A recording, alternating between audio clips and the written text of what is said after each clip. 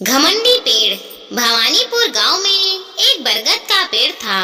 उस गांव के लोग उस पेड़ को भूतिया पेड़ कहते थे, क्योंकि रात होते ही उस पेड़ से कभी रोने की तो कभी हंसने की आवाजें आने लगती थी। चंदन नाम का एक व्यक्ति उस पेड़ के पास से होकर गुजरा। तभी पेड़ से डरावनी आवाज आने लगी। आवाज सुनकर वह पूरी तरह से डर गया और बीमार पड़ गया। नरेश, पता है किशोर, कल श्याम चंदन इसी पेड़ से होकर गुजरा। डरावनी आवाज सुनकर वह तो बीमार पड़ गया है। किशोर, जब उसे पता है कि यह पेड़ भूतिया है तो क्यों ऐसी गलती दोहराते हैं? नरेश, हाँ सही कहा। किशोर यह कहकर जब अपने घर लौटता है तो उसकी पत्नी उससे कहती है कि हमारा बेटा बहुत बुरी तरह से बीमार पड़ गया है। रात का वक्त होता है और उसकी पत्नी बेटे के इलाज के लिए किशोर को डॉक्टर बुलाने के लिए कहती है। किशोर की पत्नी, सुनिए जी, हमारा बेटा बहुत बुरी तरह से बीमार पड़ गया है, जल्दी से डॉक्टर को बुलाना होगा। किशोर, समय तो देखो, बहुत रात हो चुकी है, इतने समय कौन सा डॉक्टर मौजूद होगा? दवा लेने के लिए भी मुझे बहुत दूर जाना पड़ेगा। किशोर की पत्नी, हाँ तो जाइए ना, अगर नहीं गए तो हमारा बेटा बहुत ही ज्यादा बीमार पड़ जाएगा। किशोर उसी वक्त आधी रात को दवा लेने के लिए निकल जाता है। वह जिस रास्ते से होकर जाता है उस रास्ते पर बहुत सारे पेड़ घिरे होते हैं, जिसकी वजह से वह रास्ता बंद रहता है। किशोर उन पेड़ों को उठाने की कोशिश करता है, लेकिन उससे यह नहीं हो पाता है। फिर वह कहता है, अरे यह रास्ता तो पूरी तरह से बंद है, अब मेरे लिए केवल वही भूतिया रास्ता है। हे भगवान, मेरी रक्षा करना। किशोर अपने पाँव उसी भूतिया रास्ते की ओर मोड़ लेता है और चलना शुरू कर देता है। जैसे ही वह भूतिया पेड़ के पास से होकर गुजरता है, वैसे ही पेड़ से रोने की आवाज आने लगती है। किशोर पूरी तरह से डर जाता है और भागते हुए वहाँ से निकलता है।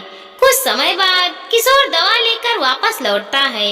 हे भगवान, बस इस बार मुझे बचा ले, दोबारा मैं इस रास्ते पर कभी कदम नहीं रखूंगा। जय हनुमान ज्ञान गुण सागर, जय कपिल तिजलोक उजागर। तभी पेड़ से आवाज आनी शुरू हो जाती है, बचाओ बचाओ, कोई मुझे बचाओ। आवाज सुनकर किशोर कांपने लगता है और वहाँ से भागने लगता है। घर आकर जब उसकी पत्नी उससे हाँफते हुए देखती है तो पूछती है, क्या हुआ जी, इस तरह से हाँफ क्यों रहे हो? अरे आज तो मैं बाल बाल बच गया। क्यों, ऐसा क्यों बोल रहे हो? अरे वो भूतिया पेड़ मुझे मार डालता, लेकिन तुम उस रास्ते से होकर क्यों गए? दूसरा भी तो रास्ता है। अरे उस रास्ते पर बहुत सारे पेड़ गिरे हुए थे, जिससे रास्ता पूरी तरह से बंद था, इसीलिए मुझे भूतिया पेड़ वाले रास्ते से होकर जाना पड़ा। इतना कहते कहते ही किशोर बेहोश होकर जमीन पर गिर जाता है। यह देखकर किशोर की पत्नी बहुत डर जाती है और उसे तुरंत बिस्तर पर लेटाकर उसके माथे पर भीगा हुआ कपड़ा रख देती है। किशोर बहुत बुरी तरह से डर गया था और इसीलिए बीमार हो जाता है। लगभग एक हफ्ते बाद किशोर पहले की तरह स्वस्थ हो जाता है और गांव के लोगों को अपने साथ हुई सारी घटना बताता है। गांव के लोग यह सुनकर पहले से भी ज्यादा डर जाते हैं और उस रास्ते से आना जाना बंद कर देते हैं। उसी गांव में देवदास नाम का एक व्यक्ति रहता था। उस गांव में वह कपड़े की दुकान करता था। आसपास के गांव में कपड़े की दुकान न होने के कारण गांव और आसपास के लोग भी उसकी दुकान पर आते थे, जिससे देवदास काफी व्यस्त रहता था। इसीलिए उसने छोटू नाम के लड़के को अपनी दुकान पे रख लिया, जो उसके काम में हाथ बटाता था। सुनो छोटू, ये सभी कपड़े जो अभी ग्राहक को दिखाए गए थे, वह सभी पहले की तरह रख दे। जी मालिक। यह कहकर छोटू अपने काम में लग जाता है और देवदास खाना खाने के लिए अपनी दुकान से घर के लिए रवाना हो जाता है। छोटू अपने मालिक के सामने कोई भी शरारत नहीं करता था और काम में लगा रहता था, लेकिन मालिक के घर जाते ही वह अपने दो दोस्तों को उसी दुकान पर बुला लेता था और बातें करता रहता था। उस बीच आने वाले ग्राहकों को वह दुकान से भगा देता था और मालिक की मौजूदगी में ही आने को कहता था। जब देवदास के लौटने का समय हो जाता था तो छोटू अपने दोस्तों को घर जाने के लिए कह देता था। काफी दिनों तक ऐसे ही चलता रहा। एक दिन देवदास दुकान से घर आ रहा था, तभी उसे रास्ते में एक जान पहचान का व्यक्ति मिलता है। देवदास उससे कहता है, क्यों भाई, आजकल दिखाई नहीं देते हो और ना ही खरीदारी के लिए दुकान पर आते हो, क्या हुआ है?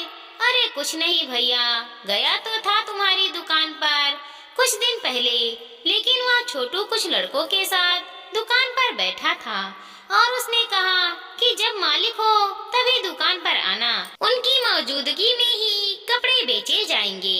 यह सुनकर मैं लौट गया। अच्छा, लेकिन मैंने तो ऐसा कुछ भी नहीं कहा है और दुकान पर तो वह अकेले ही रहता है। अच्छा ठीक है, मैं चलता हूँ। अगले दिन देवदास दुकान से घर खाना खाने के लिए आता है और जल्दी जल्दी खाना पीना करके तुरंत दुकान के लिए लौट जाता है। जैसे ही वह दुकान पर पहुंचता है, उसे छोटू और उसके दोस्त हंसी मजाक करते हुए दिखाई देते हैं।